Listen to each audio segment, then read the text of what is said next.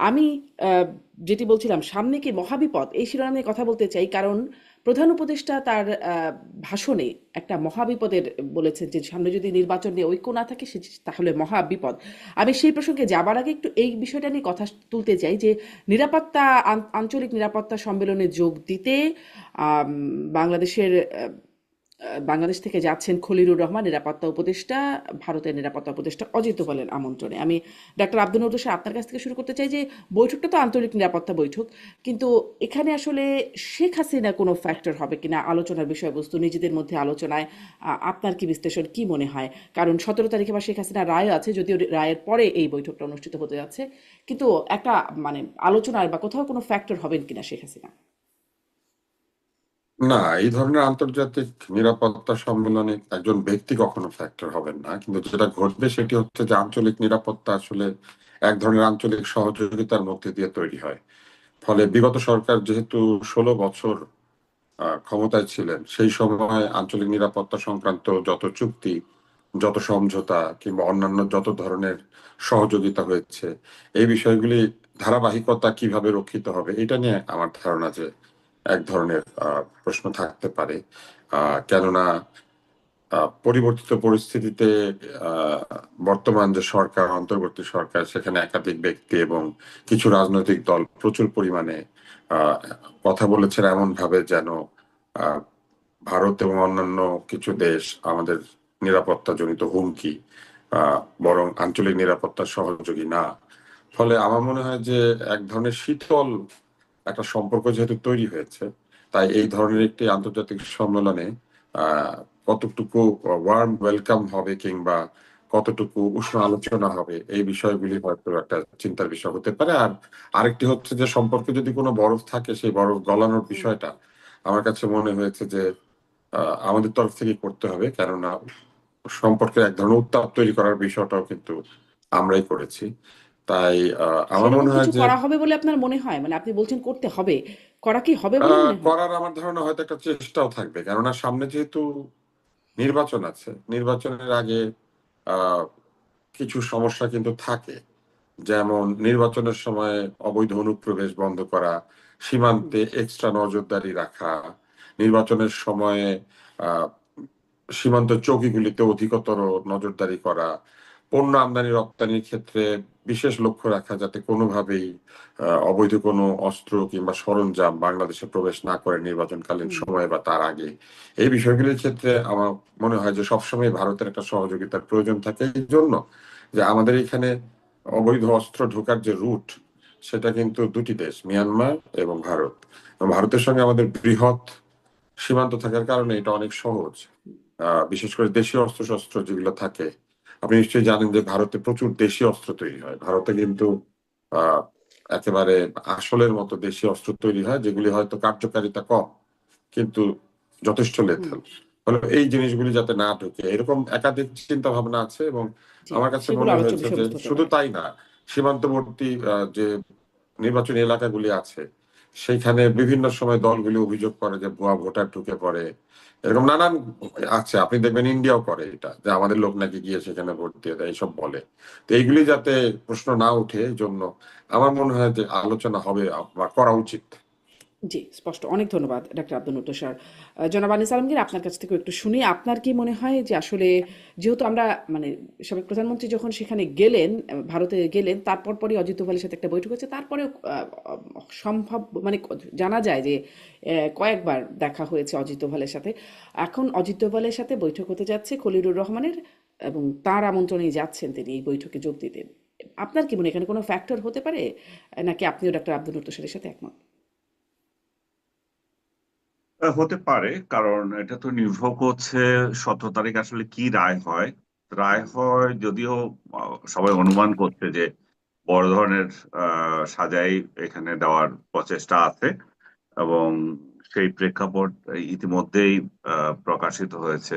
তো সেটা যে দুই দুই পক্ষ, দুই আহ, বড় নেতা যখন মিলিত হয়, স্বাভাবিকভাবে সেখানে এটা আসতে পারে।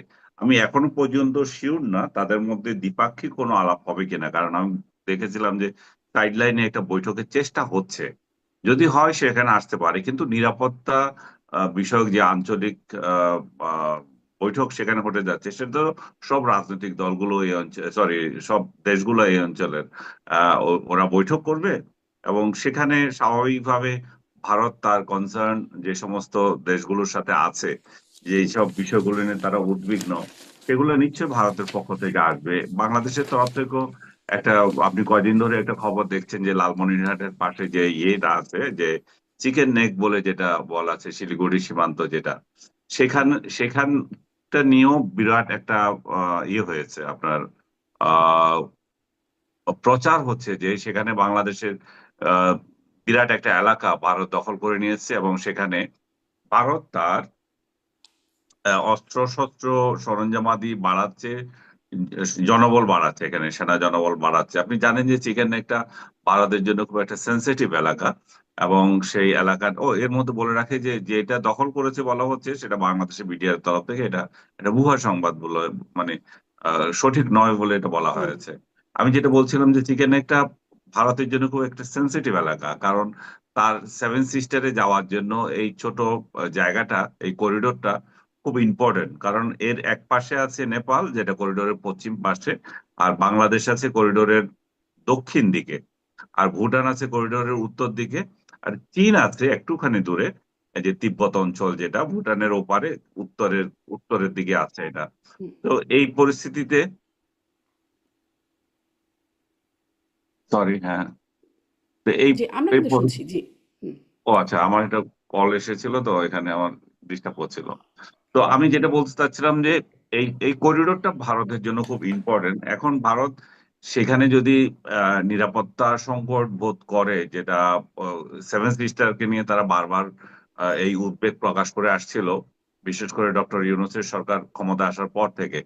তো আমার মনে হয় যে সেই বিষয়গুলো এখানে আসতে পারে, যেহেতু যদি দ্বিপাক্ষিক আলাপ হয়ে থাকে, নিরাপত্তার প্রশ্নে এসব বিষয়গুলো আসতে পারে। আর বাংলাদেশের সার্বিক পরিস্থিতিও যে এখানে আসবে না তা না। নিরাপত্তা উপদেষ্টার সাথে এই আমাদের খলিলুর রহমানের এর আগে একটা বৈঠক হয়েছিল ইয়েতে, আপনার থাইল্যান্ডে প্রথম হয়েছিল যখন নিরাপত্তা উপদেষ্টা হন নাই। এরপরে এসে ওনাকে এই পদ দেওয়া হলো, যদিও তার এই বিষয়ে কতটা অভিজ্ঞতা আছে দেশে অনেক সমালোচনার সম্মুখীন হয়েছিল, কারণ পররাষ্ট্র বিষয়ে ওনার সামান্য কিছু অভিজ্ঞতা আছে, যেখানে যেহেতু ইভেন উনি অ্যাম্বাসেডরও ছিলেন না। তো এই পরিস্থিতিতে ওনাকে বিরাট একটা পোস্ট দেওয়া হয়েছে।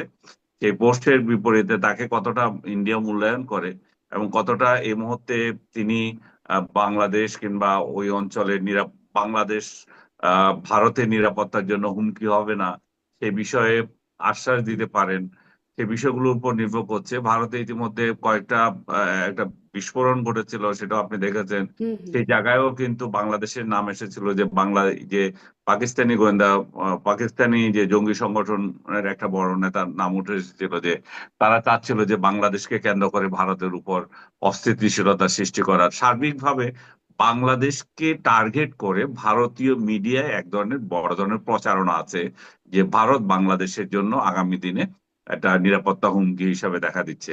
ওই বিষয়গুলো আমার মনে হচ্ছে এখানে উঠে আসতে পারে, অস্বাভাবিক কিছু নয়। জি। আপনি বলছিলেন যে নিরাপত্তা উপদেষ্টার এই পদ দেয়া প্রাসঙ্গিক। তখন মনে পড়লো এটাও একটু জিজ্ঞাসা করে ফেলি একই সাথে যে প্রফেসর আলী রিয়াজকে এখন প্রধান উপদেষ্টার বিশেষ সহকারী উপদেষ্টা পদমর্যায় দেয়া দেয়া হচ্ছে। প্রজ্ঞাপন জারি হয়েছে। আম এটিকে আপনি কিভাবে দেখেন? তিনি তো এখন যদিও প্রবাসী যুক্তরাষ্ট্রে অবস্থান করছেন। উনার এই বিষয়টা আমি পজিটিভলি দেখি। কারণ হচ্ছে যে উনি যে কাজ করে গিয়েছেন এখানে, ঐক্যমত্যের নামে অনৈক্য সৃষ্টি করে দিয়ে যে উনি চলে গেছেন, তো এই অনৈক্যের বরফ যে এখন মানে আরো মানে আরো কঠিন হয়ে যাচ্ছে, সেই কঠিনতর অবস্থা থেকে সরানোর জন্য আমি তো এই মুহূর্তে কোনো উপদেষ্টাকে দেখছি না। যেহেতু উনি এই বিষয়টা ডিল করেছেন, হুম। রাজনৈতিক দলগুলোর সঙ্গে ইতিমধ্যে তার একটা কথা বলার সম্পর্ক গড়ে উঠেছে, তো সেদিক থেকে উনি যদি হঠাৎ করে এটা ছেড়ে যান, অসম্পূর্ণ হয়ে থাকে, তো নির্বাচন পর্যন্ত না হোক, আমি মনে করি যে নির্বাচন একটা হিসাব না, নির্বাচনের সাথে ওনার কোনো সম্পর্ক নেই মনে করেন, কিন্তু এর সাথে তো সম্পর্ক আছে, গণভোট নিয়ে, সংস্কার নিয়ে, এই সমস্ত কথাবার্তায় ওনার অবদান আছে, এবং বা ওনার এটা কি বলবো, অবদান শব্দ বলবো না, ওনার অ্যাকশন আছে, যে উনি এগুলো যেহেতু ওইগুলো উনি তৈরি করেছেন এবং রাজনৈতিক দলগুলোর মধ্যে একটা আহ ভুল বুঝাবুঝি সৃষ্টি করেছেন, ওনার বিরুদ্ধে অভিযোগ হুম 17 জুলাই রাজনৈতিক দলগুলো যে এটাতে স্বাক্ষর করেছিল, বিশেষ করে বিএনপি অভিযোগ করছে যে সেই জিনিসটাকে না দিয়ে উনি সনদে নতুন করে ওনার মন গড়া ভাবে কিছু সংযোগ করেছেন এবং কিছু শর্ত দিয়েছেন, এবং সেই হুম সেই বিষয়গুলো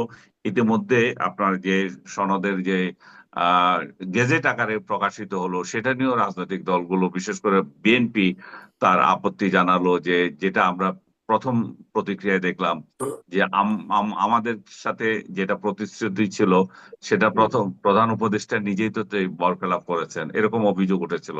তো সেই দিক থেকে আমি মনে করি যে আলী রিয়াজকে জি এখানে দেওয়াটা খারাপ কিছু হয়নি, কারণ ইতিবাচক বলে মনে করছেন। জি, আনিস আলমগীর, ইতিবাচক ধন্যবাদ মনে করি আপনাকে। এই জন্যই যে হ্যাঁ, এই ইতিবাচক মনে করি এই জন্যই যে ডক্টর ইউনূস ক্ষমতায় আসার পর যেইভাবে যদু মধুদেরকে যেখানে সেখানে বসাচ্ছে এবং বসিয়েছে, প্রশাসনকে একটা মানে একটা খেলো বিষয় তৈরি করেছে। সেই বিশেষ করে আমাদের মিডিয়া অঙ্গনে যে পোস্ট গুলা বিএসএস হুম থেকে শুরু করে বা ওয়াশিংটনের প্রেস মিনিস্টার থেকে শুরু করে অযোগ্য লোকদেরকে যে উনি বসিয়েছেন, এবং এই অযোগ্যতার লিস্ট ধরে যদি টানা হয় তাহলে সেটা আরো দীর্ঘায়িত হবে। তো সেই জায়গায় আলী রিয়াজ আমি মনে করি যথেষ্ট প্রজ্ঞাবান ব্যক্তি এবং এখানে ঠিকই আছে। জি। আপনি ইতিবাচক হিসেবে দেখছেন, মানে তিনি, আপনি বলছিলেন অনৈক্য তৈরি করে গেছেন, এখন তারই যেহেতু অ্যাকশন আছে তিনি ভূমিকা রাখতে পারেন। কিভাবে ভূমিকা রাখতে পারেন আমি একটু ডাক্তার আব্দুল নূর তুষার আপনার কাছ থেকেও জানতে চাই, যে এই প্রসঙ্গটা একটু ছোট্ট করে শুনে নেই, যে তাকে যে এই বিশেষ পদে অল্প দিনের মধ্যে আবার দেয়া হলো, এটাকে আপনি কিভাবে দেখছেন? আসলে কি তিনি এসে এই অনৈক্যটাকে ছোটাতে পারবেন, যে অনৈক্য তিনি বাঁধিয়ে গেছেন? না, ঐক্য ছোটানোর তো আর কোনো পদ্ধতি তার কাছে নাই, কারণ ঐকমত্য কমিশনের কাজ তো শেষ। তা আমার কাছে মনে হয়েছে যে প্রধান উপদেষ্টা তার পছন্দের লোকজনকে তার নিজের কাছে রাখতে চান। তিনি এক ধরনের স্বাচ্ছন্দ্য বোধ করেন তার আস্থাভাজন লোকদেরকে দিয়ে একাধিক কাজ করাতে।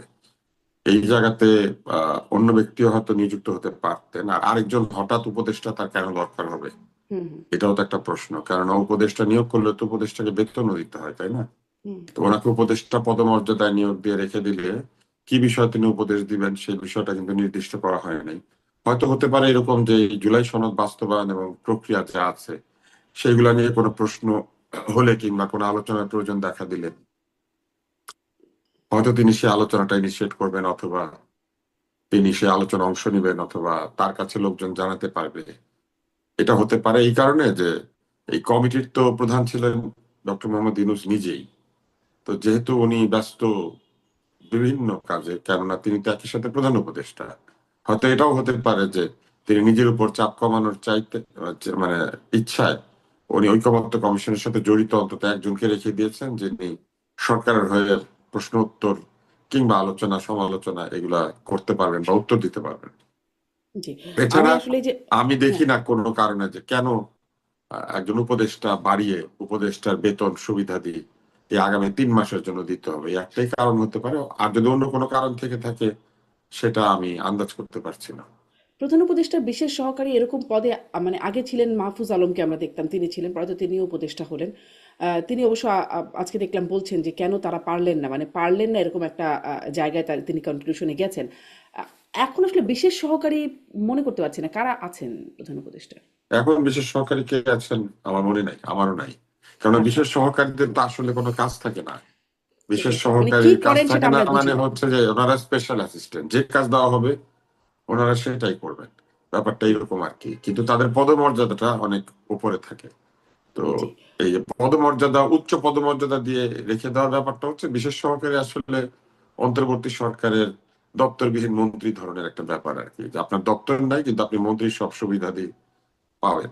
হুম, তো এইটা জি। কতটুকু যুক্তিসঙ্গত সেই বিবেচনায় না যায়, তবে এটা জি, আমার প্রশ্ন ধারণা যে তুললাম একটা কারণ আসলে কারণেই এটা নিয়ে করা অনেক হয়েছে। প্রশ্ন উঠছে। উনি ইলেকশন প্রশ্নগুলো পর্যন্ত নিশ্চয়ই ওনার শুনেছেন। অতি হুম, আস্থাভাজনদেরকে চারপাশে রাখতে চান, সেই জন্য।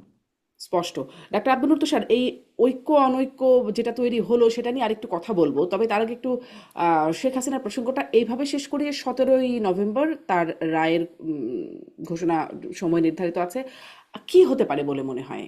মানে 13 তারিখে একটা পরিস্থিতি আমরা দেখলাম, একটা লকডাউন, সেটা নিয়েও একটু জানতে চাই আপনার কাছে কি মনে হয়, সেই লকডাউনটা কি সফল হলো? সরকার যে প্রতিহত হওয়ার কথা বললো, সরকার কি সফল হলো? কার সফলতা কতটুকু? আর 17ই নভেম্বর সম্পর্কে আপনার পূর্বাভাস। যে কোনো লকডাউন বলেন, হরতাল বলেন, অবরোধ, বয়কট যাই বলেন, এগুলি দুই ভাবে সফল হয়। একটা হচ্ছে আতঙ্কিত করার মাধ্যমে, এবং আতঙ্কিত করার এই প্রক্রিয়াটা হচ্ছে এক ধরনের পিকেটিং কিংবা এই কিছু পোড়ানো, শব্দ করা, টায়ার পোড়ানো থেকে শুরু করে গাড়ি পোড়ানো বা কিছু মালামাল বা অনেক সময় আরো বৃহৎ ক্ষতি করে এক ধরনের আতঙ্ক ছড়ানো হয়। এইভাবে একটা সফলতা আসে। আর একটা সফলতা আসে জনগণ যদি স্বতঃস্ফূর্ত ভাবে হরতাল বয়কটে অংশ নেয়। তো গত যে লকডাউনটি আমরা দেখেছি মূলত ফেসবুকের মাধ্যমে জানাজানি হয়েছে। আহ স্থগিত দল আওয়ামী লীগ তো আর কোথাও জনসভা করে নাই বা কোনো দলীয় কর্মসূচির মধ্যে দিয়ে জনগণকে এটা জানায় না। এটা মূলত সোশ্যাল মিডিয়া নির্ভর একটা প্রচারণা থেকে শুরু হয়েছে এবং কিছু কিছু জায়গায় ঝটিকা মিছিল এরকম হয়েছে, যেটা এরই মধ্যে তারা করেছে। ফলে আমার মনে হয় যে ওইভাবে আতঙ্ক ছড়াতে তারা খুব একটা সক্ষম হয় নাই। কিন্তু তারপরও অনেকাংশে ঢাকা শহর এবং দেশের বিভিন্ন জায়গাতে গাড়ি ঘোড়া চলে নাই। এর একটা বড় কারণ হচ্ছে আতঙ্ক সরকারই ছড়িয়েছেন এবং আওয়ামী লীগ বিরোধীরা ছড়িয়েছেন। যেভাবে তারা রাস্তায় নেমে এসেছেন, সারাদিন মিছিল করেছেন, আওয়ামী লীগ ঠেকাতে চেয়েছেন, 32 নম্বরের আশেপাশে পাহারা দিয়েছেন, মানে তারা আওয়ামী লীগ ঠেকাও কর্মসূচি পালন করেছেন ওই দিন। তো লাঠি সোটা হাতে যদি কেউ রাস্তায় থাকে, সাধারণত মানুষ তখন ওই রাস্তায় অ্যাভয়েড করে, ওই দিন বের হতে চায় না। মূলত এই লকডাউন সফল করেছেন অন্তর্বর্তী সরকার এবং তার মিত্র রাজনৈতিক দলগুলি। কেননা অন্তর্বর্তী সরকার অনেক কথাবার্তা বলেছেন যে এটা ঠেকানো হবে বা সব ধরনের ব্যবস্থা নেওয়া হয়েছে, চূড়ান্ত নিরাপত্তা আছে, এই ধরনের কথাবার্তা বলেছে। অন্যদিকে কিছু লোক রাস্তায় প্রচুর হুজ্জত হাঙ্গামা করেছে, মানুষজনকে প্রহার করেছে। আগের সরকারের মতে মানুষের মোবাইল বের করে করে চেক করেছে মোবাইলের মধ্যে কি আছে, কোনো আপত্তিকর ছবি আছে কিনা। আগের সরকার যেমন আপত্তিকর ছবি মনে করতো বেগম খালেদা জিয়ার ছবি, এই সরকার নিশ্চয়ই কার ছবি খুঁজেছে আপনারা বুঝতেই পারছেন। ফলে স্বভাব চরিত্র আইন শৃঙ্খলা রক্ষাকারী বাহিনী বলেন আর সরকার বলেন বদলায় নাই। হুম। হরতাল তাহলে বয়কট এভাবে কি এগুলা আসলে ডাকে সরকারের আওয়ামী লীগ বিরুদ্ধে। তার গায়ে যে কালিগুলো ছিল আস্তে আস্তে এভাবে কি মুছে ফেলছে, যে তার গায়ে যে না, কালি ছিল সেই গালি না, কালী এখন? মোছা এত সহজে সম্ভব না। আওয়ামী লীগ হুম, মনে মনে খুব আশা করে। আওয়ামী লীগ তো খুব আশাবাদী টাইপের দল, মানে অনেক অন্যায় করে তারপরে ভাবে যে লোকে ভুলে যাবে। তো লোকে এত সহজে ভুলে না। আসলে আওয়ামী লীগ বড় বড় রাজনৈতিক ব্লান্ডার করেছে। আমরা শুধু মনে করছি যে আওয়ামী লীগের ভুলগুলা এই 5ই আগস্ট বা জুলাই থেকে 5ই আগস্ট পর্যন্ত কয়েক মাসের ভুল, ব্যাপারটা তা নয়। আওয়ামী লীগ মোটা দাগে বৃহৎ বৃহৎ যেসব ভুল করেছে সেটার কালমিনেশন বা সেটার একটা ফলাফল হচ্ছে এই আন্দোলন। ফলে আওয়ামী লীগ যদি মনে করে এই 16 বছরে তৈরি করা বিরাট অনাস্থা, মানুষের মনে ক্ষোভ, হতাশা, অনেক মানুষের অপ্রাপ্তি, এমনকি দলের অভ্যন্তরে চরম অনৈক্য এবং দলের ভেতরে ত্যাগী নেতা কর্মীদেরকে মূল্যায়ন না করে সুবিধাবাদী কাউয়াদেরকে, ওবায়দুল কাদেরের ভাষায়, মূল্যায়ন করা, এরকম অসংখ্য আওয়ামী লীগের ভুল। এবং সেই সব ভুলের মোচন এরকম একটা লকডাউন টকডাউন দিয়ে সম্ভব হবে না। আওয়ামী লীগের অত্যন্ত গভীরভাবে তাদের দল নিয়ে চিন্তা ভাবনা করা হুম, উচিত, তাদের ভুল ত্রুটি বিচার বিশ্লেষণ করা উচিত। তারা যেভাবে ব্যক্তি নির্ভর হয়ে গিয়েছেন, হুম। যেভাবে একটু ব্যক্তির এখানেও কথায় একটু উঠে প্রশ্ন করি, বসেন। ডাক্তার আব্দুল তুষার, এই যে ভুল ত্রুটি বিচার বিশ্লেষণ করা উচিত বলছিলেন না আপনি, আমরা তো শুরু থেকেই দেখছিলাম যে, এবং এটা নিয়ে দেশে আলোচনাও ছিল যে এত কিছু করার পরে তাদের মধ্যে কোনো অনুশোচনা নাই, কিন্তু সম্প্রতি আহ, শেখ হাসিনা যে সাক্ষাৎকারগুলো দিচ্ছেন সেখানে তিনি কিন্তু আলটিমেট লিডারশিপ রেসপন্সিবিলিটি সেটাকে স্বীকার করছেন। মর্নিং চায়না পোস্ট সম্ভবত সেই পত্রিকায় তিনি বলছেন যে তার প্রশাসনের মানে অপ্রয়োজনীয় রক্তপাতের কারণে তিনি অনুশোচিত, রিগ্রেট, মানে এই রিগ্রেট শব্দটা, রিগ্রেট করেন তিনি, এরকম এই শব্দটা ব্যবহার করা হচ্ছে। না, দেখেন, এটা আসলে আপনি কিভাবে অনুশোচনা অনুশোচনা হচ্ছে রিপেন্টেন্স, রিগ্রেট ঠিক অনুশোচনা না। হ্যাঁ, ফলে আপনি যদি বলেন যে প্রকৃত অনুশোচনা, সেই অনুশোচনার ছাপ খুব একটা কারোর মধ্যেই দেখা যাচ্ছে না। কারণ অনুশোচনা করতে গেলে প্রথমে ভুলগুলার কথা বলতে হবে যে তারা কি কি ভুল করেছেন এবং তারপরে কোন কোন ভুলের জন্য তারা অনুশোচনা করেন, কোন কোন ভুলের পেছনে যৌক্তিক কারণ আছে, কোন কোন ভুল তারা না বুঝে করেছেন। মানে এই কথাগুলি নিশ্চিতভাবে মানুষকে বলতে হবে। এরকম ধোয়া ধোয়া কথাবার্তা বললে আসলে সেটা অনুশোচনা হয় না। জি, আপনার আর স্পষ্ট। আলটিমেট লিডারশিপ রেসপন্সিবিলিটি, এইটা যে বলা, এটাও এক ধরনের পেঁচানো কথাবার্তা বলা। কারণ আমরা দেখেছি আওয়ামী লীগ স্লোগান দিত যে কারো হাতে দেশ থাকলে পথ হারাবে না বাংলাদেশ। তাহলে এই আলটিমেট লিডারশিপ রেসপন্সিবিলিটি না, সকল কাজের রেসপন্সিবিলিটি নিয়ে এখন একতান্ত্রিক একটি শাসন ব্যবস্থা তৈরি করার পরে যা কিছু ঘটবে, কেউ চাক বা না চাক, তার দায় দায়িত্ব তো একনায়কের ঘাড়েই যাবে। এবং দেশে যে একনায়কতন্ত্র ছিল, এইটা তো আওয়ামী লীগের আমলে সোহেল তাজ একবার লিখে দিয়েছিলেন যে একনায়কের কি কি ক্রাইটেরিয়া থাকে এবং কাকে একনায়কতান্ত্রিক সরকার বলে। আপনি যদি ওই স্ট্যাটাসটা বের করে বা তার লেখাটা বের করে দেখেন, তাহলে দেখবেন যে সকল কাউন্টে আওয়ামী লীগ একটা একনায়কতান্ত্রিক স্বৈরাচারী দলে পরিণত হয়েছিল। একটি গণতান্ত্রিক দল যে কিনা সবসময় নির্বাচন করেছে ঠিক মতো, যে কিনা চেষ্টা করেছে মানুষের কাছে থাকার জন্য, সেই দলটা ক্ষমতায় বসে 16 বছরে এইভাবে গণতন্ত্রহীন, সিদ্ধান্তহীন, মানুষের সাথে সম্পর্কহীন, ত্যাগী নেতাকর্মীদের মূল্যায়নহীন, টাকার বিনিময়ে পদ পদবি বিক্রি করা, টাকার বিনিময়ে সিদ্ধান্ত বদলানো, টাকাওয়ালা লোকদের সাথে ডিনার করা, লাঞ্চ করা, টাকাওয়ালা লোকদেরকে সাথে নিয়ে দেশ বিদেশ ভ্রমণ করা, এইগুলিতে যখন লিপ্ত হয়ে গিয়েছিল, কয়টা অনুশোচনা আসলে। আর হুম। মানে আমরা বলবো তাদের দলের কাছে অনুশোচনা করা উচিত, দলের লোকদের জি। কাছে মাপ চাওয়া উচিত, জাতির কাছে মাপ চাওয়া উচিত, যাদেরকে হত্যা করা হচ্ছে তাদের কাছে মাপ চাওয়া উচিত, হুম। ক্ষতিপূরণ দেওয়া উচিত, এবং মানে যদি এই বিচারে মাফের প্রমাণিত তালিকা হয় ধরে মাফ চাইতে চাইতে তাহলে মানে সেটা তো শাস্তিও পাওয়া উচিত। না বিশাল এটা একটা তালিকা। না না এটা করতে হবে, কারণ জি। যখন আওয়ামী লীগ শাসন করেছে তখন এরকম তালিকা ধরে ধরে মাপের কথা বলতো, তাহলে নিজেরা মাপ চাওয়ার সময় কেন তালিকা ধরে ধরে করবে না? জি। আমি মনে করি স্পষ্ট না যে ডক্টর আওয়ামী আব্দুল লীগের, নতুন স্যার। আমি মনে জি। করি না যে আওয়ামী লীগের সহজে মানে এক দুই শব্দে মাপ চাওয়ার কোনো সুযোগ আছে। অনেক ধন্যবাদ। আমি আনিস আলমগীর আপনার কাছ থেকে এই প্রসঙ্গটা নিশ্চয়ই শুনবো যে শেখ হাসিনা যেভাবে এখন উম, মানে আমি সাউথ চায়না মর্নিং পোস্টের বিষয়টা খুললাম একটু যে আসলে ঠিক কি বলেছে। তারা শিরোনাম করেছে Bangladesh Hasina regrets student bloodshed but slams trial as judicial mockery.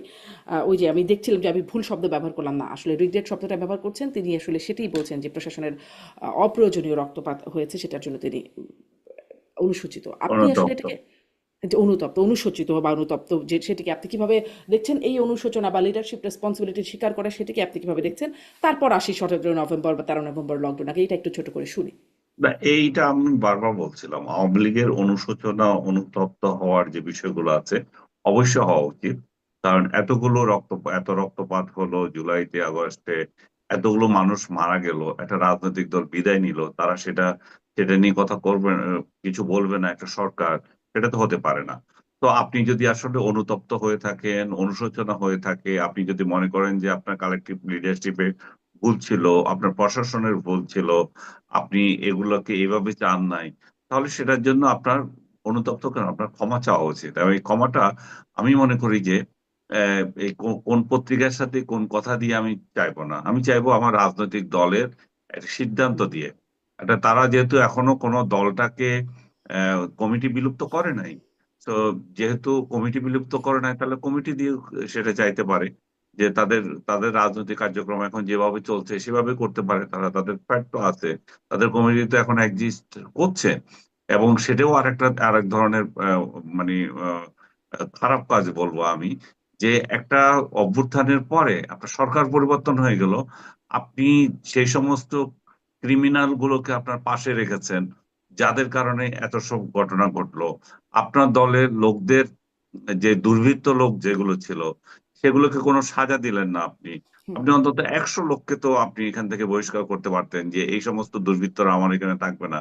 আমরা এমন একটা স্বচ্ছ রাজনৈতিক দল করতে চাই যাদের হাতে রক্ত থাকবে না, যারা এই জুলাই ঘটনার মধ্যে যদি কারো ইনভলভ হয়ে থাকে, আমাদের দৃষ্টিতে আমরা তাদেরকে ইয়ে করে দেব, বিচার আগে করে দেব। এখন আপনি কোনো বিচারই করেন না, আপনার শেখ পরিবারের সবাই সবার আগে পালায়, এবং আপনি যে আসবেন আবার যে এই শেখ পরিবার নিয়ে আসবেন না, আপনি যে এই দুর্বৃত্তদের নিয়ে আসবেন না, তার তো কোনো গ্যারান্টি নাই। তো শেখ হাসিনা যতদিন পর্যন্ত এই গ্যারান্টি জাতিকে দিচ্ছে না, যতদিন পর্যন্ত জুলাই বিষয়ে ওনার রিগ্রেট। গ্যারান্টি দিচ্ছে না, কিন্তু এটা কি একটা আভাস আভাস দেখেন কিনা? কারণ তিনি এটাও কিন্তু একটা সাক্ষাৎকারে না, বলেছেন আমি যে মনে করি যে শেখ নেতৃত্বে হাসিনা, বা বিরোধী দলে থাকা অবস্থায় যে তার পরিবারকেই থাকতে হবে তেমনটা না, মানে এ, সেটি একটা না, বলছেন, এটা নট এটা উনি নেসেসারিলি। উনি উনি এটা পজিটিভ কথাবার্তা বলেছেন যে তার পরিবারই থাকবে, সেটাও উনি ক্লিয়ার করেছেন। সেটা আমি সাধুবাদ জানাই যে উনার নেতৃত্বের পরে যে উনার পরিবারে কেউ আসবে নট নেসেসারি, এটা দল থেকে উঠে আসতে হবে। উঠে আসুক, উনিও যদি চেয়ে থাকেন সেটা। কিন্তু বাস্তবতা হচ্ছে যে এই শেখ পরিবারের দুর্বৃত্তরা যারা এখান থেকে টাকা পাচার করেছিল, যারা নিয়ম অনিয়ম যা ইচ্ছা তা করেছিল, তাদের বেলায় উনার দরদ কমে নাই। তো জি। উনি এদের ব্যাপারে উনি কোনো পদক্ষেপ নিচ্ছেন না।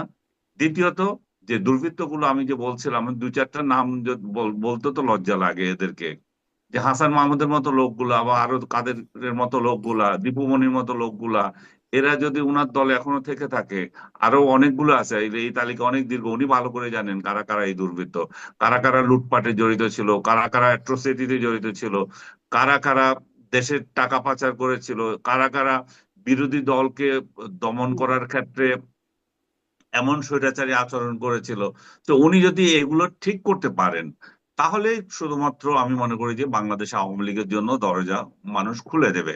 কারণ মানুষ ক্ষমা করতে জানে, ক্ষমা আপনার চাইতেও হবে। আপনি ক্ষমাও চাইবেন না, আপনি যদি মনে করেন যে এইভাবে চলবে, দেশের মধ্যে আবার আওয়ামী লীগ ক্ষমতায় আসবে, সেটা তো ভুল রাজনীতি হবে। এবং জি, শেখ হাসিনার আরেকটা বড় বিষয় হচ্ছে যে শেখ হাসিনাকে তৃণমূল পর্যায়ে বাংলাদেশে তার দলের লোকেরা চাচ্ছে, এটাতে কোনো সন্দেহ নাই। এবং তাকে একটা ঐক্যের প্রতীক হিসাবে মনে করে তারা। এগুলো সবই তার দলের জন্য পজিটিভ দিক। কিন্তু উনি সেটা কিভাবে ব্যবহার করছেন, উনি কি দুর্বৃত্তদের জন্য যতদিন সাজা দেবেন না, ততদিন তো এটা এটা নিয়ে তার দলের লোকেরও খুশি হবে না। কারণ জি, উনার পরাজয় মানে হচ্ছে যে এ তার পুরো দলেরই পরাজয়, পুরো কর্মী নেতা সবারই পরাজয়, সবারই পলায়ন করা। ওনার পরাজয় মানে হচ্ছে বাংলাদেশের মুক্তিযুদ্ধের পক্ষের শক্তির পলায়ন করা, বাংলাদেশের মুক্তিযুদ্ধের পক্ষের শক্তির পরাজয়। তারা আজকে কথা বলতে পারে না, তাদেরকে আজকে মুক্তিযুদ্ধের পক্ষে কথা বলতে গেলে তাদেরকে শাসায়, তাদেরকে আওয়ামী ট্যাগ কেন দিয়ে দেয়। মুক্তিযুদ্ধের পক্ষে কি আর কোনো শক্তি নাই, মানে সব শক্তি শুধু তার দলেই আছে বা তার পক্ষেই আছে? হ্যাঁ, এটা আমরা আগে মনে করতাম যে বাংলাদেশে আওয়ামী লীগ বাংলাদেশে মুক্তিযুদ্ধের চেতনা বিক্রি করে খাচ্ছে, এবং তারাই শুধুমাত্র মুক্তিযুদ্ধকে নিয়ে ধারণ করে এ ধরনের যে কথাবার্তা বলে, এগুলো খুব খুব এক ধরনের চেতনা ব্যবসা। কিন্তু সত্যিকার অর্থে 5 আগস্টের পরে আবার এটাও প্রমাণিত হয়েছে, আসলে শুধু এরা যদি ব্যবসা যদিও করে থাকে, সেটা তো এখন প্রমাণিত যে আর মুক্তিযুদ্ধের পক্ষে তো অন্য কেউ নাই। মুক্তিযুদ্ধের পক্ষে যদি কেউ থাকতো, স্বাধীনতা হুম, যুদ্ধের স্মৃতিগুলো যে এভাবে নষ্ট হচ্ছে, এবং হুম, 32 নম্বর সহ মুক্তিযুদ্ধের স্মৃতি বিজড়িত জায়গাগুলো যে ধ্বংস করা হলো, বাংলাদেশের জি, প্রতিনিয়ত মানে এখানে সেখানে মুক্তিযুদ্ধের যত চিহ্ন আছে এগুলোকে যে ধ্বংস করা হচ্ছে, ইনক্লুডিং আপনার মনে করেন সেই বিজয় আহ, সরণিতে বঙ্গবন্ধুর সেই বিশাল আকার মূর্তি সহ সারা দেশের মূর্তির কি হয়েছে না হয়েছে, এই যে প্রতীকী ভাবে বলেন বা যেভাবে বলেন, মুজিব হুম, নামটা মুছে দেওয়ার প্রচেষ্টা যেভাবে বাংলাদেশ থেকে চলছে, তো সেখানে শুধুমাত্র মুজিবকে আওয়ামী লীগের নেতা হিসেবে কল্পনা করছি কেন আমরা, বা মুক্তিযুদ্ধকে আওয়ামী লীগের ভাবছি কেন? সেই জায়গায় তো অন্য রাজনৈতিক দলগুলো এর কোনো প্রতিবাদ করেনি, বিশেষ জি, করে বিএনপি সহ, এবং আমাদের প্রগতিশীল যে সমস্ত রাজনৈতিক দলগুলো আছে, তারা তো এটা নিয়ে কিছু বলেনি। তাতে করে আওয়ামী লীগ আরো বড় গলায় বলতে পারছে যে হ্যাঁ, আমরাই তো মুক্তিযুদ্ধের ধারক বাহক, এবং এবং তারা প্রমাণ দিচ্ছে যে তারাই শুধুমাত্র ছিল এবং জি, তারা সোল এজেন্ট হিসেবে ছিল। জি, তো আপনার বক্তব্য স্পষ্ট। আনিস আলমগীর, আমি এইটা নিয়ে, এই প্রসঙ্গটা নিয়ে যদি ছোট্ট করে কিছু যুক্ত করতে চান ডাক্তার আব্দুল লতিফ স্যার, আমার মূল প্রশ্ন আসলে 17ই নভেম্বরকে ঘিরে, যে কি হতে পারে, কি পূর্বাভাস মনে হয়? কি হতে পারে এটা বলা খুবই কঠিন, কেননা রায়ও আমরা জানি না, আর আওয়ামী লীগের কর্মসূচি কি সেটাও আমরা জানি না। আর রায় কি আইন ধারণা সম করতে পারেন? মানে আমাদের দেশের হয় না যে রায় না, আমরা আমি বেশিরভাগ ধারণা সময় করতে আগেই আসলে ধারণা আমি করে ফেলি। আসলে ধারণা করতে পারি না, এই জন্য যে আওয়ামী লীগের সাংগঠনিক শক্তি সম্পর্কে আসলে এখন আর বাংলাদেশের মানুষের কোনো শ্রদ্ধা নাই, কোনো শ্রদ্ধা অবশিষ্ট নাই। আঞ্চলিক ভাবে আওয়ামী লীগের কিছু পাওয়ার হাউস আছে যেখানে হয়তো আওয়ামী লীগের লোকজন বেশ হইচই করে, কিন্তু সারা বাংলাদেশে আওয়ামী লীগের যে শক্তি, সেই শক্তি নিয়ে মানুষের অনাস্থা আছে। আর দ্বিতীয় হচ্ছে আওয়ামী লীগ সেই কোনো একটা কর্মসূচি বলা বা সেটাও করে না, আর বলাটাও কিন্তু অবৈধ, কেননা বাংলাদেশে তো তারা নিষিদ্ধ ঘোষিত বা স্থগিত একটি রাজনৈতিক দল, তাদের তো কোনো রাজনৈতিক ঘোষণা কিংবা দেয়া না দেওয়ার কথা না। আর রায় কি হবে এটা তো আমরা একটা আন্দাজ করতে পারি, কেননা হুম, আহ ডেফিনেটলি রায় তার জন্য খুব একটা ইতিবাচক রায় হবে না। ফলে কি ঘটবে এটা আসলে আমাদের জানার জন্য 17 তারিখ পর্যন্ত অপেক্ষা করতে হবে। তবে আমি যেটা বুঝি যে মুক্তিযুদ্ধের পক্ষের শক্তি আওয়ামী লীগ একমাত্র নয়, এখানে কমিউনিস্ট পার্টি সহ আরো অনেক দল আছে, কিন্তু মেজরিটির শক্তি বলেন বা আহ, দলীয় শক্তি বলেন, এইসব ক্ষেত্রে ওই দলগুলি অনেক ছোট বলে তারা সেরকম ইম্প্যাক্ট ক্রিয়েট করতে পারে না। কিন্তু আওয়ামী লীগ এই মুক্তিযুদ্ধের শক্তি এই কথা বলে বলে মুক্তিযুদ্ধের বিরাট ক্ষতি সাধন করেছে, কারণ মুক্তিযুদ্ধকে তারা দলীয় প্রপার্টিতে পরিণত করেছে এবং মুক্তিযুদ্ধের নেতৃবৃন্দকেও তারা দলীয় প্রপার্টিতে পরিণত করেছে। তারা মুক্তিযুদ্ধকে সার্বজনীন না করে এটা আওয়ামী লীগের সম্পত্তি হিসেবে ব্যবহার করেছে, এবং এটা করার ফলে জনগণের একটা বিরাট অংশ মনে করেছে যে এটা মূলত আওয়ামী লীগের যুদ্ধ, এবং এই ব্যাপারটাকে তারা স্থাপন করার চেষ্টা করেছে। আপনি যদি তাদের কোনো বক্তৃতা, কোনো লেখা, কোনো কিছু দেখেন, তাহলে দেখবেন সেখানে অন্য কোনো দলের কোনো নেতা নেত্রী কারো কোনো কৃতিত্বের স্বীকারোক্তি নাই, তাদের কারো কোনো অবদানের কথা বলা নাই। 47 থেকে 71 পর্যন্ত বাংলাদেশের যে রাজনৈতিক ঘটনা প্রবাহ, সেখানে এমনকি আওয়ামী লীগেরও একাধিক নেতা রয়েছে যাদের কোনো শব্দ বা নাম তারা রাখেন নাই। তো এই জিনিসগুলি কিন্তু আসলে একটা এক ধরনের প্রশ্ন তোলে, মানে প্রশ্ন ওঠে কিন্তু। এবং মুক্তিযুদ্ধ সংগঠনের ক্ষেত্রে যে বিভিন্ন ছোট ছোট কিছু ককাসের মতো তৈরি হয়েছিল, সেইগুলিকে তারা কখনো বৃহৎ ইতিহাসে সম্মানিত করার চেষ্টাও করেন নাই। আহ আহ, বিভিন্ন নেতার নাম আপনারা দেখবেন ইতিহাসের মধ্যে কিন্তু এসেছে। হ্যাঁ, সেই নেতাদেরকে, এমনকি তারা আওয়ামী লীগ সমর্থক হলেও তাদেরকে তারা ইতিহাসে কোনো মহিমান্বিত করেন নাই। সবকিছুকে একটি পরিবারের সম্পত্তি বানিয়ে ফেলেছেন, এবং যা কিছু ঘটেছে যেন একটি পরিবার থেকেই ঘটেছে, এবং বাকি যারা ছিল তারা সেই পরিবারের বন্ধু, এরকম একটা ব্যাপার। মানে আমি এবং আমরা আমরা আমরা মিলে এটা করেছি, আমি আর আমার বন্ধুরা। এই যে কাণ্ডটা করতে গিয়ে তারা এখন যেটা করেছেন সেটা হলো, আমাদের মধ্যে এক ধরনের ধারণা জন্মেছে যে ওনারাই মনে হয় মুক্তিযুদ্ধকে প্রোটেক্ট করেন। আসলে ওনারা মুক্তিযুদ্ধকে প্রোটেক্ট করেন না, মুক্তিযুদ্ধকে প্রোটেকশনের নাম দিয়ে তারা মুক্তিযুদ্ধকে খাঁচাবন্দি করে শেষ পর্যন্ত যখন পালিয়ে গিয়েছেন তখন মুক্তিযুদ্ধকে ক্ষতিগ্রস্ত করেছে। জি। আর ওই যে আপনি বলছিলেন যে রায় কি হবে সেটা নিয়ে আন্দাজ করতে পারেন, সেটা ইতিবাচক হবে না, রায়ের পর পরিস্থিতি কেমন হবে সেটি কি আন্দাজ করতে পারেন? রায় আসলে আন্দাজ করা যায় না, রায় আমরা কি করে আন্দাজ করবো, কেননা রায় তো আসলে বিচারকদের বিষয়, এবং রায় আন্দাজ করাটা সঠিকও না, এটা সঠিক প্রক্রিয়া না। আগে থেকে রায় বলা কিংবা আগে থেকে রায় নিয়ে চিন্তা ভাবনা করা, তবে নিশ্চয়ই কঠোর দণ্ড হবে, এটা তো ভাবার কোনো হুম, কারণ নাই হুম, যে এই আদালত, যে আদালত বিচার করছে তার প্রতি কোনো কারণে সফট হবে, এটা তো ভাবার কথা না। এবং এই এইটি তো, এই যে বিচারটা যে হচ্ছে এত দ্রুত সময়ে বিচার করে রায় দিয়ে দেওয়া হচ্ছে, এটাও তো একটা চাপ ছিল তো এই আদালতের উপরে যে আহ, প্রতীকী বিচার বা কিছু কিছু মানুষের বিচার সম্পন্ন করতে হবে। তো মামলা তো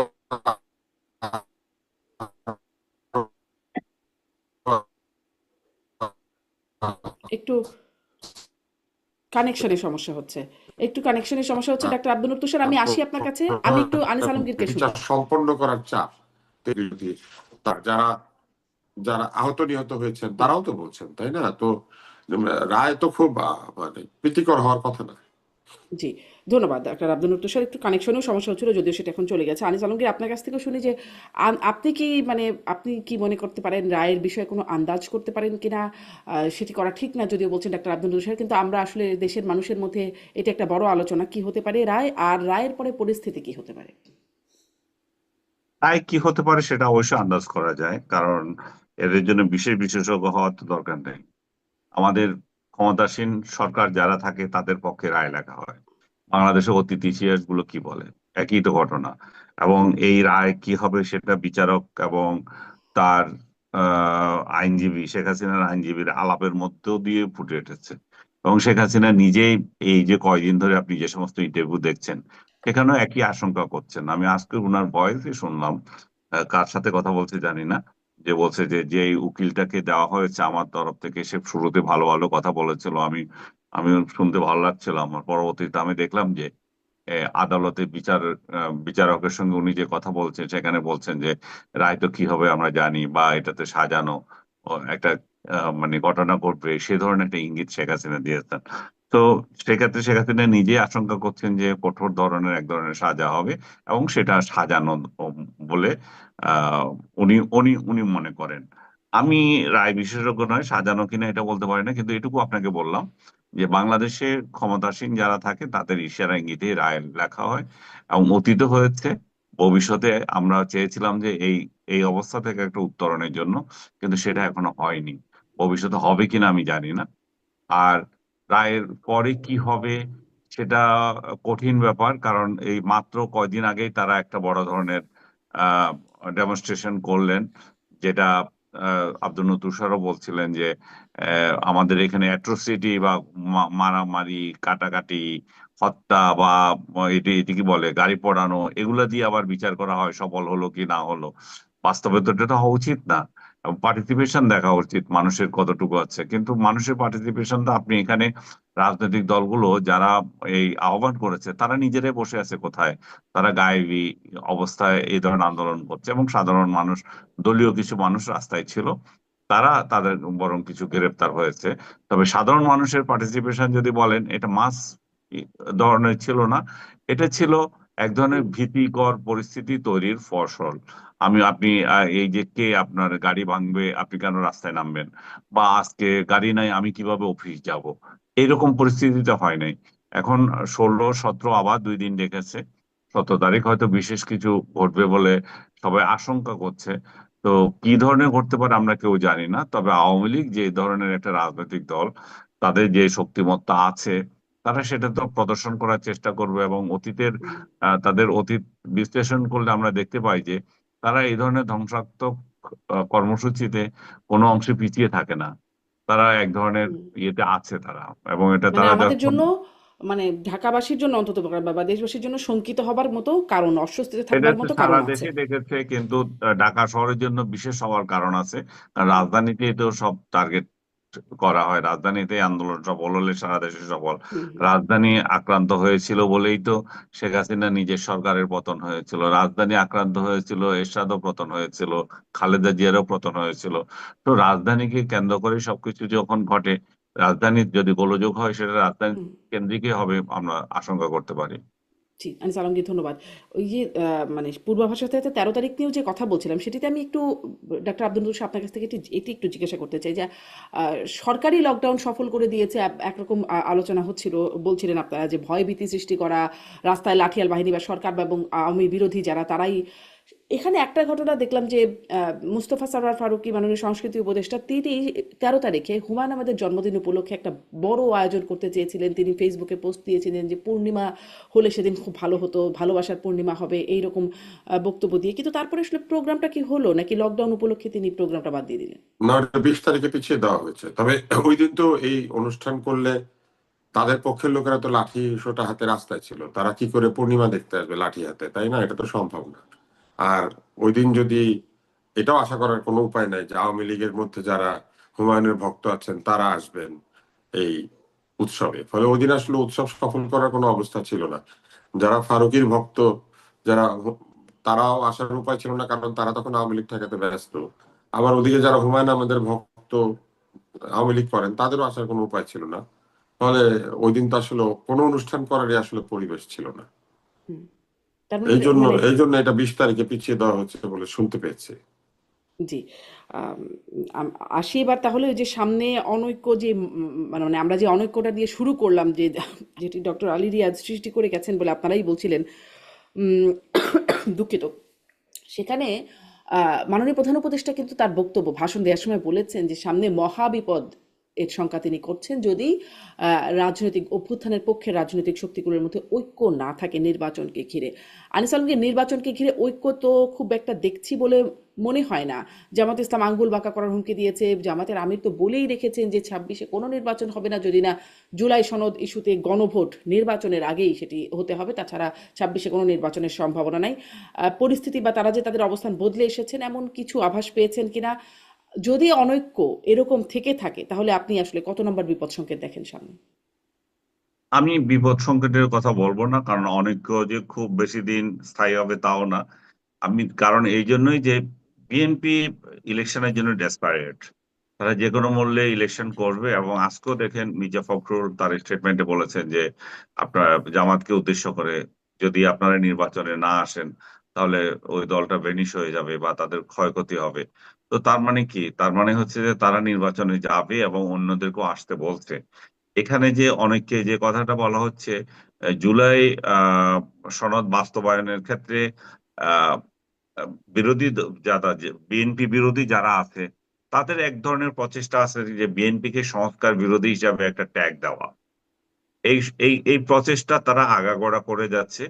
বিএনপি এখন সেটা কিভাবে সামাল দেবে সেটা হচ্ছে বিষয়। কারণ বিএনপি সংস্কারের বিরোধিতা করছে না, আবার যে পদ্ধতিতে এই গণভোটের ব্যবস্থা করা হচ্ছে সেটাতে তাদের আপত্তি থাকা স্বাভাবিক। কারণ 17ই আগস্ট যেই আহ, সনদে তারা অক্টোবর। স্বাক্ষর করেছিল সেই সনদ তাদের নাই। এটা ভিন্ন ধরনের একটা সনদ আসছে, এবং যে উদ্ভট কিছু প্রশ্নমালা দিয়ে যে গণভোট করতে যাচ্ছে সেটাতে নিরক্ষর লোকেরা তো বোঝার কোনো সম্ভাবনা নাই, অক্ষর জ্ঞান সম্পন্ন লোকেরাও এটা বুঝবে না। তো তাহলে বিএনপির কি করা উচিত? হাঁ বলে দেওয়া? হাঁ তো তারা বলতে পারে না, কারণ এগুলো এখানে অনেকগুলো যেগুলো তারা দ্বিমত পোষণ করেছিল বা ভিন্ন মত দিয়েছিল, এরকম 8-10টা ইস্যু রয়ে গেছে এবং মেজর ইস্যু রয়ে গেছে। তো সেখানে তারা হাঁ কিভাবে বলে? আবার না যদি বলে তাহলে তারা কিভাবে না বলবে? তারা হয়তো তখন এটা বলতে পারে যে আপনারা নাতে ভোট দেন, এবং যেই 17ই আগস্ট, সরি অক্টোবর আমরা যেটা অক্টোবর, হ্যাঁ। স্বাক্ষর করেছিলাম সেই আলোকে আমরা যদি জিতে আসি আমরা এটা বাস্তবায়ন করব। তাহলে তাদের জন্য এটা ইজি হয়, অন্য লোকদের জন্য ইজি হয় যে হ্যাঁ না ক্ষেত্রে এই দ্বিধা দ্বন্দ্ব কেটে কেটে ওঠার ক্ষেত্রে। কিন্তু এই যে এমন এখন যে পরিস্থিতিতে আছে, বিএনপি কোনো কোনো একটা ডিসিশন নেয় নাই, জামাত এখনো ডিসিশন নেয় নাই, সেক্ষেত্রে মানুষও বিভ্রান্তিতে আছে। তারা কি আসলে হাঁ এ ভোট দেবে না না এ ভোট দেবে? জামাত হয়তো বলবে যে হাঁ এ ভোট দেন, কারণ এই যে আপনি আরেকটা জিনিস খেয়াল করবেন যে ইয়েটা হয়েছে, যেই স্বাক্ষরটা, মানে যে প্রধান উপদেষ্টা যে ভাষণটা দিয়েছেন, এখানে যদি আপনি খেয়াল করে দেখবেন যে বিশেষ সুবিধাটা উনি ইয়েদেরকে দিয়েছেন, এই রাজনৈতিক দল, 8টা রাজনৈতিক দল যারা আছে, যারা হুম, বিএনপি বিরোধী যে রাজনৈতিক দলগুলা, এরাই এই সুযোগটা নিয়েছে। কারণ এই সুযোগটা কেন এটা নিয়েছে? কারণ হচ্ছে যে বিএনপিকে তারা যে একটা মাত্র বিষয়ে আপনার সুবিধা দিয়েছে, সেটা হচ্ছে একই দিনে ভোট হওয়া, তাই না? ওই একই দিনে ভোট হওয়া মানে ইয়ের দিন, যেদিন ভোট হবে, এই সংসদ নির্বাচন হবে সেদিন হুম, ভোট হওয়াটা। কিন্তু বাকি যেগুলো ধরেন আপনি, আহ, বাকি যেগুলো যদি হিসাব করেন তাহলে জামাতের যে ইয়েগুলা, আহ, দাবিগুলা, বিএনপি নোট ও ডিসেন্টকে উপেক্ষা করে যে পিয়ার পদ্ধতিতে উচ্চকক্ষ, সনদে বর্ণিত উপায়ে তত্ত্বাবধায়ক সরকার গঠন এবং প্রধানমন্ত্রীর একচ্ছত্র ক্ষমতা খর্ব করে আহ, সাংবিধানিক প্রতিষ্ঠান, মানে কমিটি যেগুলো, ইলেকশন কমিশন সহ ন্যায়পাল গঠন সহ বা অন্যান্য যেগুলো করা হয়েছিল, যে এই প্রস্তাবগুলো গণভোটে দেওয়ার জন্য জামাতের মূল উদ্দেশ্য এখানে পূরণ হয়ে গেছে, এগুলো কিন্তু গণভোটে চলে এসেছে এখন। তাহলে বিএনপি যেভাবে বলেছিল যে নোট অফ ডিসেন্ট দিয়ে, সেটা আর হুম। থাকছে না। এখন এগুলো যদি বাস্তবায়িত হয় তাহলে বিরোধী দলে যারা থাকবে তাদেরই কণ্ঠ এখন সোচ্চার হবে, এবং তারা সেই তুলনায় আমি মনে করি যে যে 8 দল বিএনপির তুলনায় মানে এগিয়ে এসেছে, এগিয়ে আছে, এবং তাদের দাবিগুলো পূরণ হয়েছে। আর বিএনপি যদি আহ, না ভোটের পক্ষে প্রচার চালায় তাহলে আমি যেটা আগে বলছিলাম তাদেরকে সংস্কার বিরোধী হিসাবে ট্যাগ দিতে পারে। এখন বিএনপি আসলে কোন দিকে যাবে, কিভাবে এটার না ভোট এবং হ্যাঁ ভোটের এই বিষয়টা সমাধান করবে, আমি এখনো পর্যন্ত তাদের কাছ থেকে কোনো আভাস পাচ্ছি না। কিন্তু জি, এটুকু আভাস আনিস পাচ্ছি আলম যে ভাই, তারা একটা আভাস নির্বাচনের কিন্তু, ব্যাপারে বদ্ধপরিকর, নির্বাচনে তারা যাবেই।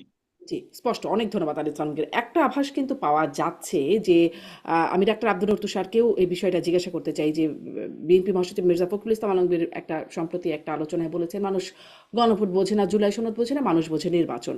আর জয়নাল আবদিন ফারুক, সাবেক চিফ হুইপ বিএনপির এবং বিএনপি চেয়ারপারসন উপদেষ্টা, তিনি কিন্তু গণভোটের নায়ের পক্ষে, না ভোট দেবার জন্য তিনি তিনি ইতিমধ্যেই বলেছেন। আসলে কি মনে হচ্ছে কিন্তু ডাক্তার আব্দুল দলগত তুষার? সিদ্ধান্ত তো আসতে হবে, উনি পার্সোনালি বলে তো হবে না। হ্যাঁ, হ্যাঁ, সেটাই আরকি। এর আগে, মানে এই ভাষণের আগে বিএনপির একটা না ক্যাম্পেইনও ছিল সামাজিক যোগাযোগ মাধ্যমে। সব হুম। মিলেই আমি আসলে জিজ্ঞাসা করতে চাই, ডাক্তার আব্দুল তুষার, কি মনে হয় বিএনপি আসলে আ ঠিক কি করবে? কি প্রচারণা করতে পারে বলে মনে হয়? যে অবস্থান দেখা যাচ্ছে তার বিএনপি প্রেক্ষিতে। জি। প্রচারণার চেয়ে বড় বিষয় হচ্ছে যে 4টা প্রশ্নে একটা হ্যাঁ, এই জিনিসটা আসলে অবাস্তব একটি ব্যাপার। কেননা আপনার কাছে মনে হতে পারে যে প্রশ্ন 1, 2 আর 4 ঠিক, আমার কাছে মনে হতে পারে প্রশ্ন 1, 2 আর 3 ঠিক। তাহলে আমি কেন 3টাতে আলাদা আলাদা ভাবে হ্যাঁ না দিয়ে যেটা আমার পছন্দ না সেটা তো হ্যাঁ দিয়ে দিব? এটা হুম, কিন্তু আসলে কোনো সদুত্তর আহ পাওয়া যায় নাই, এই প্রশ্নের কোনো সদুত্তর পাওয়া যায় নাই। দ্বিতীয় হচ্ছে 2 নম্বর যে ধারাটি রয়েছে সেখানে বলা আছে আরো 30টি বিষয়ে যেগুলিতে দলগুলি একমত হয়েছে। তার মানে ওই দ্বিতীয় প্রশ্নের মধ্যে আরো 30টা প্রশ্ন আছে। ওই 30টার ব্যাপারে যদি কারো কোনো আপত্তি থাকে, কোথাও কারো 15, কারো 16, কারো 11, সেই বা কেন ব্ল্যাঙ্কেট হ্যাঁ দিবে? তার মানে জনগণকে তার মতামত হ্যাঁ দেওয়া অথবা না দেওয়ার জন্য বাধ্য করা হচ্ছে। কারো যদি 2টা না মনে হয়, তারপরও সে না দিতে চাইলে 4টাকে না দিতে হবে। আবার কারো যদি 2টা হ্যাঁ মনে হয়, সে হ্যাঁ দিতে চাইলে 4টাকে হ্যাঁ দিতে হবে। অর্থাৎ মাঝখানে কোনো সুযোগ নাই, এবং অনেক ভাবেও হওয়ার ভেতরে একটা সমস্যা আছে। আর বিএনপি তো তাদের 31 দফা সংস্কার প্রস্তাব করেছিল, যে 31 দফা সংস্কার প্রস্তাবের ভিত্তিতে বহু আলোচনা এই ঐকমত্য কমিশনে হয়েছে, এবং সেইখানেও দলগুলি একমত হয়েছে। কেননা প্রচুর প্রস্তাব ওইখানেও ছিল যেগুলো অন্য দলও করেছে, অন্যরাও করেছে, কিছু সেগুলো জেনুইন সংস্কার প্রস্তাব। ফলে বিএনপি কিন্তু এটাও বলতে পারে যে আমরা আমাদের 31 দফা বাস্তবায়নের মধ্যে দিয়ে জুলাই সনদ বাস্তবায়ন করব, যেগুলি 31 দফায় নাই সেগুলো জুলাই সনদ থেকে নিব, বলতে পারে কিন্তু। কেননা বিএনপি অভিযোগ করেছে এর মধ্যে যে যে জুলাই সনদ ভোটে যাচ্ছে আর যে জুলাই সনদে তারা স্বাক্ষর করেছেন, দুইটা এক না। বিশেষ করে নোট অফ ডিসেন্টের যে বিষয়টি, এটাতে তাদের ঘোরতর আপত্তি আছে, যে তুলে ফেলে দেওয়া হচ্ছে নোট অফ ডিসেন্ট। আর এই গণভোটের 4 নম্বর প্রশ্নে বলা আছে যে দলগুলি ওই 30টি এবং অন্যান্য 3টি প্রশ্ন বাদ দিলে আর যা বিষয় আছে সেগুলি ভোটারদের কাছে তাদের দলীয় প্রতিশ্রুতি অনুযায়ী বাস্তবায়ন করবে। তো তার মানে তো আপনি শুধুমাত্র বিজয়ী দলগুলিকে তাদের দলীয় প্রতিশ্রুতি পালন করার সুযোগ দিয়ে দিলেন, কিন্তু জুলাই সনদ প্রণয়নে কি শুধুমাত্র বিজয়ী দলগুলি অংশ নিয়েছিল নির্বাচনে? তা তো না। তাহলে অন্য দলগুলির মতামত আপনি অগ্রাহ্য করে দিলেন, যে ভোটে জিতে আসলে বাকিগুলো করতে পারবা, ভোটে জিতে না আসলে পারবা না। তো তার মানে কি হলো? তার মানে আপনি একটা বিরাট সংখ্যক আহ বিষয়ে সিদ্ধান্ত দলের কাছে ছেড়ে দিলেন। তো দলের কাছে সিদ্ধান্ত ছাড়ার জন্য তো গণভোটের দরকার নাই। তাই বিএনপি প্রচুর কিছু, মানে অনেক ধরনের যুক্তি দিতে পারে। কোন যুক্তিটা তারা দিবেন আমরা জানি না। এমনকি আমার কাছে মনে হয় যে বিএনপি এটাও হয়তো বলতে পারেন যে এই গণভোটে না ভোট দিলে তাদের কোনো অসুবিধা নাই। সরাসরি হয়তো না বললো না, কিন্তু বললো আপনারা মনের ইচ্ছা মতো না অথবা হ্যাঁ দেন, আমাদের এই গণভোটের সঙ্গে আমাদের সম্পর্ক জি। নাই, আপনারা আমি একটু, ভোটাররা মনের ইচ্ছা মতো হ্যাঁ না দেন।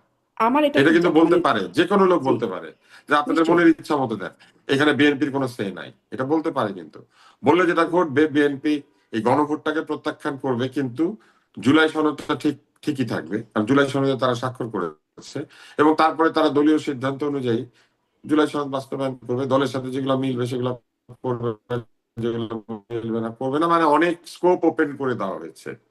হুম, এবং এই এই ওপেন করে দেওয়ার বিষয়টা এই ঐকমত্য কমিশন এবং এই অন্তর্বর্তী সরকারই করেছেন, এইভাবে একটা গণভোট আয়োজন করে। জি। আমি আসলে এই একদম শেষ করে ফেলতে চাই প্রোগ্রামটা, কিন্তু এই বিষয়টা একটু জানতে চাই। এটা যে আপনাদের কি মনে হয়, সামনে গণভোটে কি হ্যাঁ জিতবে, না জিতবে, কত শতাংশ মানুষ ভোট দিতে পারে? আপনাদের একটা বিশ্লেষণ, ধারণা, মানে এই অবস্থার প্রেক্ষিতে আপনাদের ধারণা সম্পর্কে জানতে চাই। ডাক্তার আব্দুল তুষার, আপনিও যদি এইটুকু বলেন খুব সংক্ষেপে এই প্রশ্নগুলো। এই এই গণভোটের সঙ্গে আমাদের সাধারণ মানুষের সম্পর্ক তো খুবই কম, কারণ সাধারণ মানুষ এই গণভোটের বিষয়গুলি বোঝে না। ফলে এমনিতেই একটা সিঙ্গেল কোশ্চেনে গণভোট যখন হয়েছে এর আগে, তখন আমরা দেখেছি অতি অল্প সংখ্যক মানুষ এসেছে। কারণ মানুষ মনে করেছে কিছু লোক হ্যাঁ দিলেই হবে, অনেকটা হুম, জানাজার নামাজের মতো। সব লোক তো জানাজার নামাজ পড়তে যায় না। কমিউনিটির একটা অংশ যদি জানাজার নামাজ পড়ে তাহলে জানাজার নামাজটা হয়ে যায়। সেই রকম গণভোটের বেলা মানুষ মনে করে যে ঠিক আছে, মানুষ তো হ্যাঁ দিবেই, যারা হ্যাঁ পার্টি তারা মনে করবে যে হ্যাঁ তো দিবেই, তো আমার যাওয়ার দরকার কি, হ্যাঁ জিতে যাবে। আর যে না দিবে সে চিন্তা করবে আমি না দিই বা লাভ কি, এই জিনিসটা আমার পছন্দ না, এত কষ্ট করবো কেন, তারাও আসে না।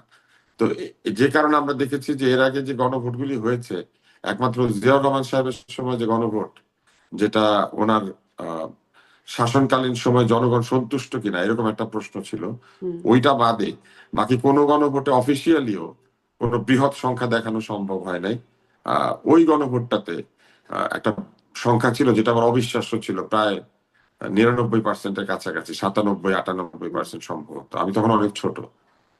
তো এছাড়া কাগজে কলমে ভোটের পার্সেন্টেজ যাই হোক না কেন, সাধারণত ওই গণভোটে 20%, 18%, 25% লোক হয়, আর হয় না।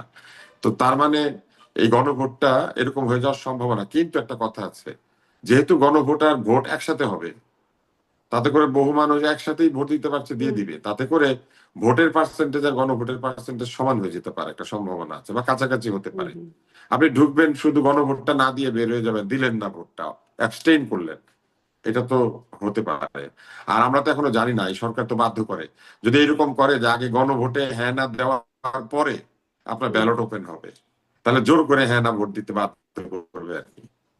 তো জি। সেরকম আন- হলে পরে আমার কাছে মনে হয় যে মানুষ বিরক্ত হবে এবং তাতে করে নায়ের দিকে পাল্লা ঝুঁকে পড়তে পারে। আর জি কিছু কিছু দল তো অবশ্যই না ক্যাম্পেইন করবে। আওয়ামী লীগ লুকিয়ে আছে বা পালিয়ে আছে, কিন্তু আওয়ামী লীগের ভোটাররা কি আর ভোট দিতে যাবে না? কোনো কারণে যদি আওয়ামী লীগ গণভোটকে না দিতে বলে, তাহলে তো একটা বিরাট সংখ্যক ভোট নাতে পড়ার সম্ভাবনা আছে। আনিস আলমগীর, আপনার বিশ্লেষণ। এটা তো আওয়ামী লীগ যদি নাতে ভোট দেয়, আহ, তা আওয়ামী লীগ ভোট দিতে যাবে কিনা সেটা তো বড় কোশ্চেন, কারণ তো আওয়ামী লীগ ভোট বর্জন করার আহ্বান জানিয়ে দিয়েছে। তো আওয়ামী লীগের নাই ভোট দেওয়ার বা যদি যায়ও, এটা খুবই যে সিগনিফিকেন্ট হবে তা না। এখানে পুরোটাই নির্ভর করছে বিএনপির উপর। বিএনপি যদি না ভোটের পক্ষে সুদ তোলে, আপনি যেভাবে বলছিলেন, দু হুম একজন নেতা ওইভাবে বলছিল, তাহলে এটা একটা ডিজাস্টার হবে। এটা কোনোভাবেই জেতার কোনো সম্ভাবনা নাই। কারণ ভোটের অঙ্কে অন্যদের এই ভোট নাই যে এটা কি জিতিয়ে আনতে পারবে, এটা হাঁ করতে পারবে। কারণ অতি নগণ্য বিএনপি, জামাত এবং আদার্সদের যে ভোট, জনগণ তো নিজে বুঝে না এটা। তো জনগণের তো এটা মাথা ব্যথাই নাই। তো জনগণকে বুঝাবে যে রাজনৈতিক দলগুলো, এই রাজনৈতিক দলগুলোর সিদ্ধান্তে কথায় তো তারা মোটিভেটেড হয়ে দিতে যাবে। তো বিএনপির কথায় যদি তারা মোটিভেটেড হয় না ভোট দেয়, তাহলে তো এখানে না ভোটেরই জেতার সম্ভাবনা আছে, হ্যাঁ ভোটের কোনোভাবেই জেতার সম্ভাবনা নাই। আর আব্দুল নতুর সাহেব যেটা বলছিলেন, যে এইটাতে এমনও হতে পারে যে তারা ছেড়ে দিল, আপনাদের ইচ্ছা আপনারা দেন, আপনাদের ইচ্ছায় ভোট দেন, এটাও কিন্তু একটা বার্তা যে বিএনপি না ভোটের পক্ষে। তো বিএনপি আসলে এটা কিভাবে ট্যাকেল করবে, এটা বিরাট চ্যালেঞ্জ কিন্তু।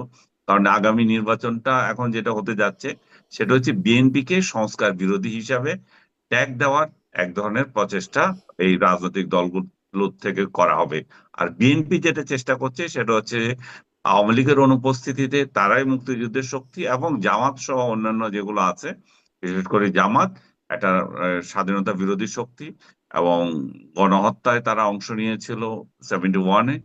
আর যেটা তারা ওই রাজনৈতিক দলগুলো সম্পর্কে যেটা বলতে পারে, তারা ইতিমধ্যে যেটা শুরু করেছে, এই যে ইসলামের নামে, কিংবা এটা এটা কি বলবো, মানে মোরাল জাস্টিসের নামে যেটা শুরু করেছে, একে ধরো ওইখানে মারো, একে ধরো। আজকে আমি দেখছিলাম যে আহ কোন একটা জায়গায় একজন সঙ্গীত শিল্পী না কাকে জানি পিটাচ্ছিল, বা এরকম যে সমস্ত উদ্ভট উদ্ভট আহ জিনিস নিয়ে আসতেছে এক একটা, নারীরা কয় ঘন্টা কাজ করবে কি করবে না, এবং এই সমস্ত তালেবানি দৃষ্টিভঙ্গি, আমি বলবো এখানে তালেবানি দৃষ্টিভঙ্গি বললে আমার মনে হয় এখানে সহজ হয়। কারণ তালেবানদের সাথে যেগুলো মিল আছে, ওই জিনিসগুলোই এখন একটার পর একটা উঠে আসতেছে। এবং এইটা উঠে আসতেছে বলে, তাহলে এই শক্তি যদি আসলে ক্ষমতায় আসে, তাহলে রাষ্ট্রের কি হবে, সেটাও বিএনপির তরফ থেকে উদ্বেগ ভালো করে প্রকাশ করা যায়। বিএনপি তখন এটাকে হাইলাইট করবে, এরা একটা রাজাকার এবং এরা সমাজে বিশৃঙ্খলা সৃষ্টির জন্য পশ্চাৎপদতায় অংশ নিচ্ছে। বিএনপির এইটা হচ্ছে ক্যাম্পেইন থাকবে, আর তাদেরকে ঘায়েল করবে তারা জুলাই চেতনা হুম বাস্তবায়ন করতে চায় না। এখন জুলাই চেতনা এখন এত 1.5 বছরে এসে আসলে কোন পর্যায়ে আছে, মানুষের হৃদয়ে আছে কি, নাকি মানুষ বীতশ্রদ্ধ হয়ে গেছে জুলাই নিয়ে। কারণ জুলাইয়ের সঙ্গে যারা জড়িত ছিল, তাদের কর্মকাণ্ড তো খুব সুখকর বলে মানুষ নিতে পারছে না। এমন কোন ইনস্টেন্স তারা দেখায় নাই যে জুলাই যোদ্ধাদেরকে মানুষ শ্রদ্ধা করবে, কিংবা এই জুলাইয়ের চেতনা নিয়ে যে সরকার চলতেছে, এই সরকারের এমন কোনো কাজ তারা দেখে নেই যে এই সরকারকে মাথা তুলে নেওয়ার জন্য তারা এরকম আরেকটা সরকার চাইবে জুলাই চেতনায় সমৃদ্ধ। সবগুলো মানে ক্রিটিক্যাল হয়ে আছে। তা আমার হুম আমার নিজের ব্যক্তিগতভাবে যেটা আমি আবারও বলতে চাই, সেটা হচ্ছে বিএনপি যদি না এর পক্ষে যায়, এই ভোট কোনোভাবেই জেতার সম্ভাবনা নাই। বিএনপি জি এই ভোটকে হাঁ করতে হলে বিএনপি কে জোরে সোরে হাঁ এর পক্ষে ক্যাম্পেইন করতে হবে। জি আনিস আদারওয়াইজ আলমগীর, বিএনপি ধন্যবাদ। যদি দেখা নাও যাক বলে, আসলে। হুম বিএনপি যদি নাও বলে এবং চুপ করে থাকে, কোনোভাবে এই এই এই ভোটে হ্যাঁ জিতবে না। অনেক ধন্যবাদ জনাব আনিস আলমগীর। দেখা যাক সামনে আসলে কি হয়। বিএনপির অবস্থান আসলে দলীয়ভাবে তো স্পষ্ট হয় নাই, কিন্তু বিভিন্ন জায়গা থেকে ছাড়া ছাড়া ভাবে কিছু অবস্থান উঠে আসছে। অনেক ধন্যবাদ।